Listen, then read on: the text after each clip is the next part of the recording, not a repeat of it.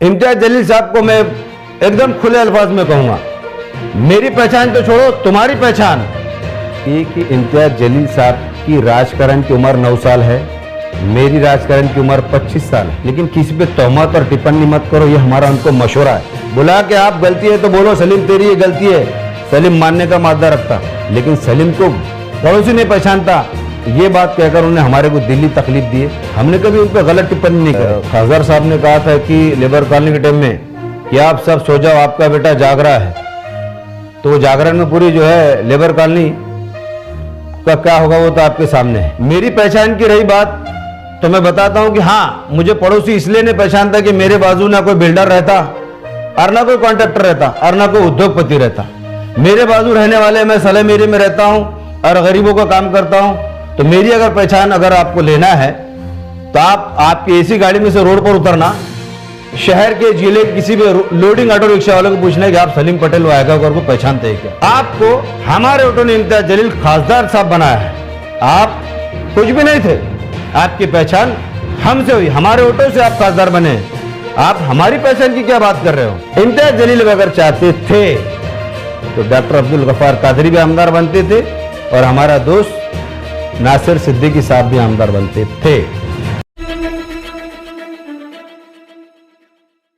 आज press conference लेने की क्या वजह है, क्या कहेंगे दर्शकों से? देखिए, आज मेन मसला ऐसा है कि गुज़िश्ता 10 तारीख को हमारी बम्बई में राष्ट्रवादी माइनॉरिटी की मीटिंग माननीय जयंत पाटिल साहब ने बुलाए थे, जिसमें बहुत सारे इशू के ऊपर भी चर्चा हुई और ख़ास करके ये जो औरंगाबाद नामांतरण का विषय है और इनिमी प्रॉपर्टी जो कटगढ़ गेट का मसला है, ये मसले पे भी मैंने और ख़ास करके औरंगाबाद का विषय होने की वजह से ये विषय सामने रखा हूँ, जिसमें हमारे मराठवाड़े के पार्टी के बड़े नेता इकबाल पाशा साहब, जलील पटेल साहब परभनी वाले और हमारे अब्दुल रहमान साहब परभनी के, मैं औरंगाबाद से, अब्दुल रशीद साहब लातूर से, मसूद भाई उस्मानाबाद से, ऐसे दिगर हमारे सभी पदाधिकारियों ने हमारे सम्मानीय खासदार फौजा मैडम जी इनके कान पे बात डाली और उनको आग्रह किया कि आप भी जो है ख़ास करके औरंगाबाद के रहने वाले हैं, बाद में परभनी हैं, तो ये जो मसला है कि छत्रपति संभाजी महाराज का नाम औरंगाबाद को जो दिया जा रहा है या दिया गया है, लिहाजा इस पर आप रोशनी डालें संसद में, राज्यसभा में और लोकसभा में।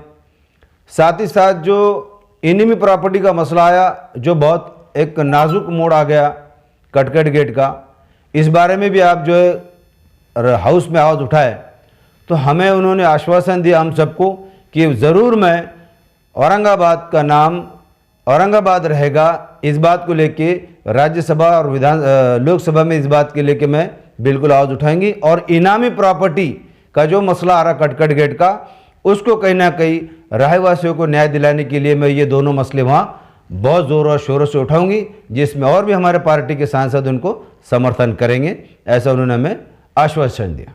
जो कटकटी गेट के जमीन की बात कर रहे हैं, जिसके लिए खासदार इम्तियाज जलील ने कुछ मस्जिदों के अंदर मीटिंग भी ली और उनके एक और सांसद जो उनके पार्टी के सुप्रीमो असदुद्दीन ओवैसी ये लड़ने की बात कर रहे हैं, हम जो है तो कुछ होने नहीं देंगे, तो इसके ऊपर आपका क्या कहना है?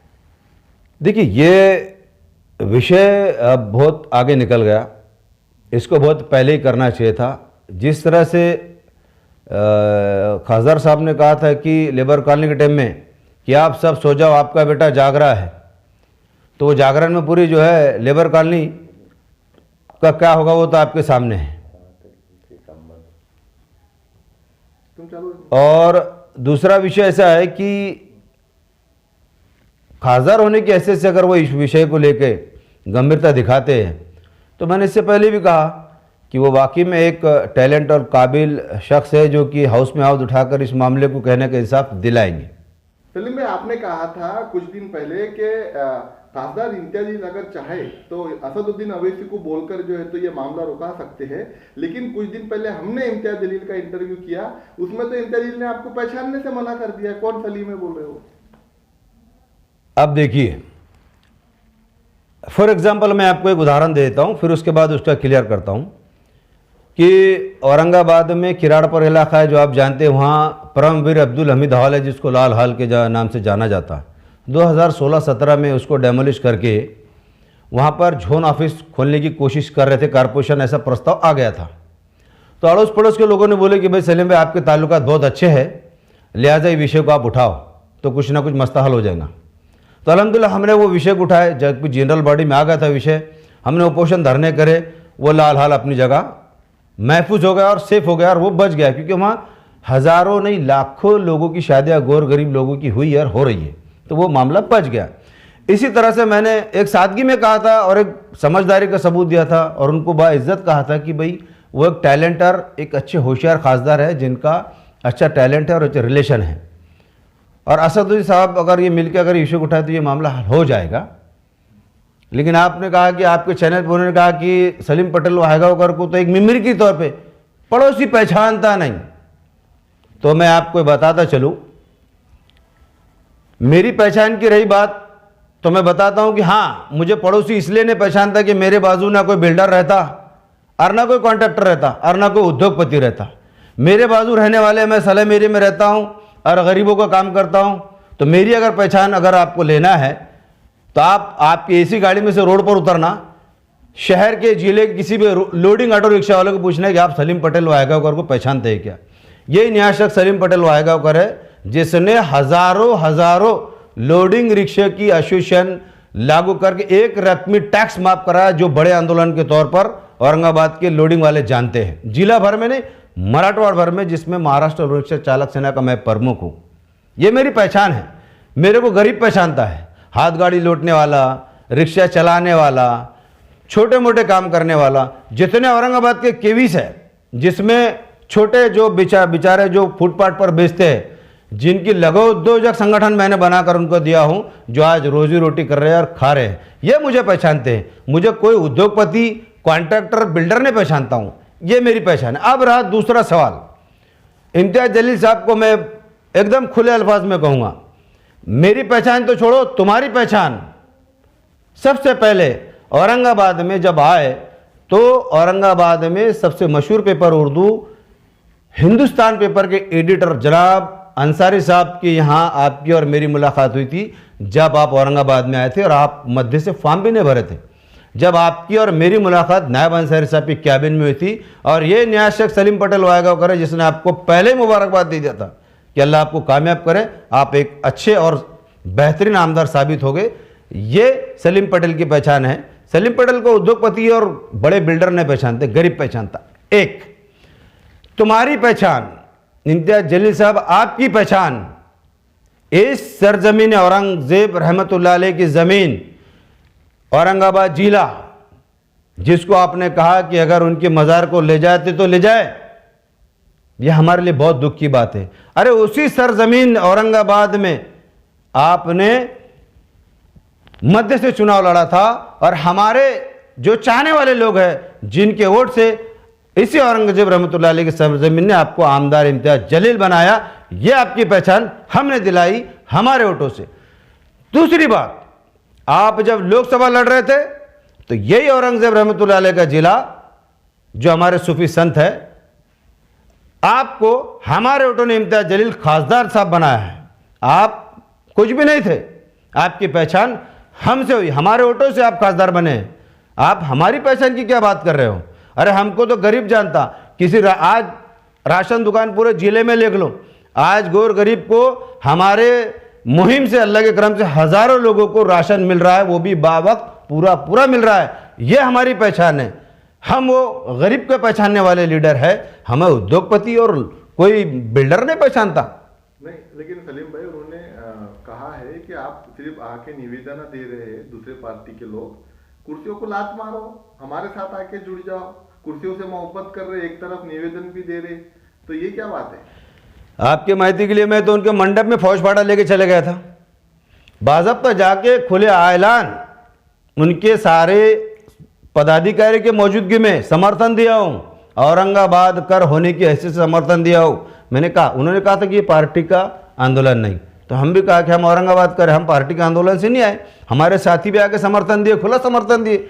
मेरे को पड़ोसी नहीं पहचानता, ये बोलकर उन्होंने हमारा दिल तो दुखाया, लेकिन हमारे साथ जो काम करने वाले हजारों गौर गरीबों का दिल दुखाया कि आखिर इतना मगरूर वाला अल्फाज क्यों वापरे उन्होंने। हाँ, अगर ये बोलते थे ठीक है सलीम की अपनी एक मत होगा तो ये समझ सकते हैं, ठीक है उसका अपना विचार होगा, क्या वजह है क्यों ऐसा कहा होगा? हाँ, इम्तियाज जलील साहब का ये कहने का मसला ऐसा है कि उनको यहां पर उनके सिवा मुस्लिम लीडरशिप आगे आना नहीं, ये उनका मेन सेंटेंस है। अब मैं ये कहूंगा तो फिर वो कहेंगे कि ऐसा कैसा। इम्तियाज जलील अगर चाहते थे तो डॉक्टर अब्दुल गफ्फार कादरी भी आमदार बनते थे और हमारा दोस्त नासिर सिद्दीकी साहब भी आमदार बनते थे, लेकिन किंतु परंतु बहुत है, मैं वो बातों में जाना नहीं चाहता हूं। जिले के एमपी थे, अब उनकी दोस्ती कितनी गहरी है देखो। औरंगाबाद में G20 का इजलास 26 और 27 2 दिन था। इन्होंने कहा कि मुझे देवेंद्र फडणवीस जी साहब का फोन आ गया, मुझे डॉक्टर कराड़ साहब का फोन आ गया, कुछ मत करिए, जरा होने दीजिए आप। तब इनकी कितनी यारी पक्की है कि इन्होंने अधिवेशन लेना पसंद करे और औरंगाबाद के एमपी हो के यहां पर अगर उनको करना था ये जो आज कर रहे हैं ये काम उस दिन कर देना चाहिए था ताकि उसका संदेश पूरे दुनिया में जाता था। सलीम भाई, लेकिन आप जा रहे हो, आज दिल्ली में पहुंच गए होंगे, उन्होंने कल रात में कहा है कि मैं और असद साहब जो तो सुप्रीम कोर्ट के वकीलों से जो तो मीटिंग करने वाले नामांतरण के खिलाफ, मतलब क्या कर सकते हैं इसमें हम? ऐसा है कि एक हमारे में कहावत है कि सांप निकल गया, खाली वरखंडों पे मारने से कुछ होने वाला नहीं, बहुत देर हो गई है। ये तो मैं पहले भी कहता कि इम्तियाज भाई अगर चाहते थे वो मेंबर ऑफ पार्लियामेंट थे, सुमोटो पिटिशन डाल देना था उन्होंने आज एमपी होके डायरेक्ट सुप्रीम कोर्ट में। वो जो होता था वापस आती थी नहीं आती थी, क्योंकि वो औरंगाबाद की खास है। देखो मैंने कभी भी उनको रिस्पेक्ट दे के बात किया हूं और हमेशा करता रहूंगा। फौजिया खान ने भी अब औरंगाबाद के समर्थन में जो है आने वाले हैं, यहाँ पे कुछ मोर्चा वगैरह निकलेगा आपका या कुछ धरने पे? राष्ट्रवादी नजर नहीं आ रही। अभी देखो राष्ट्रवादी में इस वक्त तुम्हारे दुआ सबकी दुआ से मोर्चा हमने संभाल लिया औरंगाबाद में। हर राष्ट्रवादी के ही लोग हैं जो स्टार्ट के लड़े रहे एंड तक। मुश्ताक साहब लड़ रहे, कल भी कोर्ट में थे, आज भी कोर्ट में है, हमारी पूरी टीम उनके साथ है। ठीक है, धरने मोर्चे करना ये ठीक है, लेकिन कोर्ट में लड़ाई कौन लड़ रहा है स्टार्ट से? मुश्ताक साहब ने लड़े थे, आज भी मुश्ताक साहब लड़ रहे। रहा धरने आंदोलन का मसला, तो जिस तरह से हमको अगर आगे का हमारे खासदार मैडम फौजियत बोलते हैं तो हम उसके लिए भी तैयारी है, लेकिन कहा कि ये विषय कोर्ट में है, ये विषय कोर्ट में है और जब कोर्ट डिसाइड करेगा वो हमको मंजूर है। ये तो हम पहले ही बोले, आज भी बोले। आपके महाविकास आघाड़ी के जो विरोधी पक्ष नेता है अंबादास दानवे, उनसे जब सवाल किया गया कि खासदार एमपी के साथ में 1500 लोगों पर गुना दाखिल कर दिया गया, तो उनके साफ अल्फाज से गुना दाखिल नहीं करना चाहिए था, इनको उठा के अंदर डाल देना चाहिए था। अब आप भी महाविकास आघाड़ी की, तो आपका क्या कहना है, इसको अंदर डाल देना चाहिए था? नहीं, देखिए भावनात्मक भावनाओं में ये मोर्चा निकला है और हमको इस बात का इत्तला मिली थी कि मोर्चे को परमिशन नहीं है। अब क्योंकि खासदार साहब ने इसको इशू बनाया था कि भाई कैंडल मार्च निकालेंगे, डिक्लेयर किए थे, तो लोगों की भावना के साथ लोग भी आए। लेकिन दुख इस बात का है कि वो 1500 जो लोगों पे गुना दर्ज हुआ है, भांदावी दफ़ा 135 और 143, इसमें तकलीफ तो होने वाली है और इसमें हमारी माँ बहनों को भी तकलीफ होगी जो पुलिस स्टेशन और कोर्ट की चक्कर मारना पड़ेगा। ये तो कोई छुपी बात नहीं है, कानून ने तो अपना काम कर दिया है। अब ये बेचारों को जाना और चक्कर मारना, अब इस पे तो कोई टिप्पणी करके फायदा नहीं, कि जज्बात में हर कोई रोड पे आया, मासूम भी आए। आप मुख्यमंत्री जो शिवसेना के है और उनके साथ में साठगांठ बीजेपी की है, उनको क्या मैसेज देना चाहेंगे? संविधान ने तो अधिकार दिया है आपको, आप अपनी बात रख सकते हैं, रैली निकाल सकते हैं, मोर्चा निकाल सकते हैं, तो क्या वजह है जो परमिशन नहीं दी जा रही है, गुने पे गुने दाखिल हो रहे हैं? तो आप बीजेपी और शिवसेना सरकार को क्या? देखिए दो चीज़ें इसमें, एक तो पहला सवाल ऐसा है कि लोकशाही मार्ग से जो आंदोलन और उपोषण जो होते हैं ये करना चाहिए, इसमें कोई शक नहीं है। लेकिन ये जो कैंडल मार्च हुआ और ये जो हुआ, ये कोर्ट में एक बार जब मैटर चल रहा है, कोर्ट में न्याय प्रविष्ट है, तो उस पर हमको विश्वास रखना चाहिए। जज्बात में आकर अगर हम थोड़ा सा भी गलत सलत कदम करेंगे तो तकलीफ तो होने वाली है। तो अब ये मैं आपके माध्यम से ही महाराष्ट्र सरकार से रिक्वेस्ट करूँगा कि जो 1500 लोगों पे ये जो गुने दाखिल हुए इसको रद्द कर देना चाहिए, क्योंकि वो तो एक जज्बात में निकले हैं, उनकी भावना निकली है। मेरा आखिरी सवाल है आपसे, इम्तियाज जलील ने आपको पहचानने से इनकार कर दिया, तो अब उन्होंने आपको पहचानना, इसलिए आप क्या करेंगे कि भाई मुझे इम्तियाज जलील ने पहचानना चाहिए, ये मेरी जिद है? देखिए इंशाल्लाह वक्त कहावत है कि इंसान को कभी कभी खोटे सिक्के होता है ना, खोटा सिक्का बदकाम का निकल जाता है। तो अल्हम्दुलिल्लाह चाहे उनकी नज़र में जो कुछ भी हो, हम जैसे कैसे भी है, लेकिन मैं आपके चैनल के माध्यम से कहूँगा कि एक दिन वो ज़रूर बोले कि हाँ सलीम पटेल वाहेगांवकर को मैं जानता हूँ और पहचानता हूँ बिल्कुल। क्योंकि मैं तो तायद कर रहा ना यार, अरे मैंने तो हमदर्दी जताना यार, मैंने कहाँ बुरा बोला भाई, मैंने तो इतना ही बोला, आपके चैनल के देखने वालों को बोलूँगा भाई मैंने कौन सा बुरा बोला, इज्जत दे के बोला कि अच्छे पढ़े लिखे हैं, टैलेंट है, ताल्लुकात अच्छे हैं, मैंने कोई बुराई थोड़ी करा या उनको। इसमें जो है तो आपकी जो राशन की मुहिम है, हाँ। कहीं वो तो बाधा नहीं बना? नहीं नहीं नहीं नहीं, वो तो गरीबों का आके बांधा कभी पड़ेगी भी नहीं और पढ़न देंगे भी नहीं इंशाल्लाह। वो तो गरीबों के लिए हम तो लड़ते और लड़ते रहेंगे, कोई हमको पहचानो। खासदार के नाराजगी की वजह वो तो नहीं है? हो सकता, मैंने बताया ना कि कोई मुस्लिम लीडर उनसे आगे जाना नहीं, यही चुनका है। और देखिए गमन गुरूर तकब्बुर न किसका रहा न रहेगा, सादगी में रहो, अल्लाह की मदद रहेंगी, बंदों की मदद रहेंगी। हम हमेशा कल भी थे आज भी है, हमेशा समन्वय के साथ है। हम जनहित में कभी भी खासदार साहब के साथ खड़े हुए हैं, भले वो हमको पहचानो या न पहचानो, लेकिन वो एमपी हमारे औरंगाबाद जिले के, हम पहचान रहे हैं। विरोधी पक्ष नेता अंबादास दानवे का कहना है कि जो मोर्चे चल रहे, धरने चल रहे, ये सिर्फ मुस्लिम वोट अपनी तरफ खींचने की राजनीति कर रहे हैं इम्तियाज जलील। अब इनकी तरफ, इनके पीछे अब मुस्लिम वोट बचे नहीं है, मुस्लिम वोट पूरे शिवसेना की तरफ आज कुछ हद तक ठीक भी कह रहे हैं। इसमें राजकारण समीकरण को देखते हुए बड़े तादाद में लोग जो है उद्धव जी के संपर्क में, इसमें छुपाया नहीं जाएगा। जो फैक्ट है तो फैक्ट है। अभी हमारे कुछ लोग नाराज़ होकर रिज़ाइन किए हैं, जिससे हमारे पार्टी को औरंगाबाद में थोड़ा धक्का तो लगा है, ना करते नहीं आएगा। कहीं ना कहीं उसको संभालना पड़ेगा, मामला तो थोड़ा सीरियस है। इम्तियाज जलील ने जो आईजे फेस्टिवल करवाया था, अभी भाषण में उन्होंने कहा है, सबको खरी खोटी सुनाया है उन्होंने कि रोशन गेट पे सैकड़ों में नौजवान बैठे हैं, बुद्धि लाइन में होटलों में सैकड़ों नौजवान बैठे हैं, यहाँ पे आके बैठने में क्यों डर लग रहा है? अगर मैं आईजे फेस्टिवल कराता हूँ तो वहाँ बैठने जगह नहीं मिलती है। तो क्या लगता है जो रुख इम्तियाज जलील का है वो आपको सही नजर आ रहा है कि हर इसको है तो चाह रहे कि यहाँ पे आके बैठना जरूरी है? देखिए उनकी कैप्चरिंग की भूमिका है, हर कोई उनके भूमिका से सहमत होना ऐसा ज़रूरी नहीं है। और वो जो मैंने भी देखा हूँ, कुछ उनके बोल जो होते हैं वो अहंकारी होते हैं। देखिए मोहब्बत से बोलेंगे तो दुश्मन भी गले लग जाएगा, और आड़ा टेढ़ा बोलेंगे तो चलता रहा वाला भी तुमको छोड़ के चला जाएगा। ये तो कहावत है यार। हमारे जैसा आदमी जो खुलकर इतनी तायद में बोल रहा है, अरे वो मिमिक्री करे। देखिए मिमिक्री करना शरीयत में हराम है, वो भी ईमान वाले की मिमिक्री करना, उसका बड़ा मसला टेढ़ा है। आप मिमिक्री करो लेकिन उसकी भी अपनी एक लिमिटेशन है।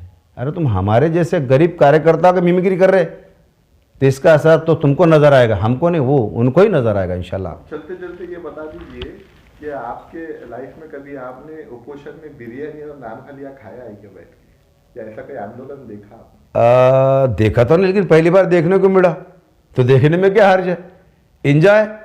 किस हद तक के सही मानते हैं आप इस नहीं, होना चाहिए उपोषण? देखिए उपोषण में उनकी जो भूमिका है लोकशाही के हिसाब से, अब वो उनकी भूमिका से, मैंने कहा ना कि मैं करे सो मैं है, तब वो मैं के नारे से उनका उपोषण चल रहा है। हमसे करेंगे तो बहुत और बेहतर हो जाएगा। नहीं, मुझे आपसे जवाब ये चाहिए कि वहाँ पे जो बिरयानी और नान खलिया की पार्टियां चालू है, ये होना चाहिए या नहीं होना चाहिए? देखिए सही तरीका देखा जाए तो ये नहीं होना चाहिए। लोकशाही में ऐसा नहीं होता। लोकशाही में अगर उपोषण करने के लिए बैठना है, चक्री उपोषण को बैठना है, तो सुबह अपने घर से खाकर आओ, शाम तक बैठा, दूसरा अपने घर से आके सुबह तक बैठता, ये तरीका है। बिरयानी का और नान के लिए का तो कोई मसला ही नहीं यार, ये तो पहली बार देखने में आ रहा हमारे भी।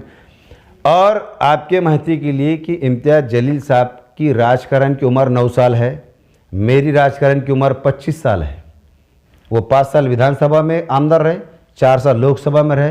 तो भाई हम भले कुछ भी हो, अल्लाह ने उनको नवाजा, हम उसमें खुश है, लेकिन किसी पे तोहमत और टिप्पणी मत करो, ये हमारा उनको मशवरा है। बुला के आप गलती है तो बोलो सलीम तेरी ये गलती है, सलीम मानने का मादा रखता, लेकिन सलीम को पड़ोसी नहीं पहचानता, ये बात कहकर उन्हें हमारे को दिल्ली तकलीफ दी है। हमने कभी उन पर गलत टिप्पणी नहीं करे। हम फिर कहेंगे कि हमको पहचानने की अगर आपको ज़रूरत है तो आप चलते गाड़ी से उतर कर किसी लोडिंग वाले से पूछो, किसी गरीब से पूछो, वो आपको हमारी पहचान बता देगा। यही सलीम पटेल वायगोकर की पहचान है।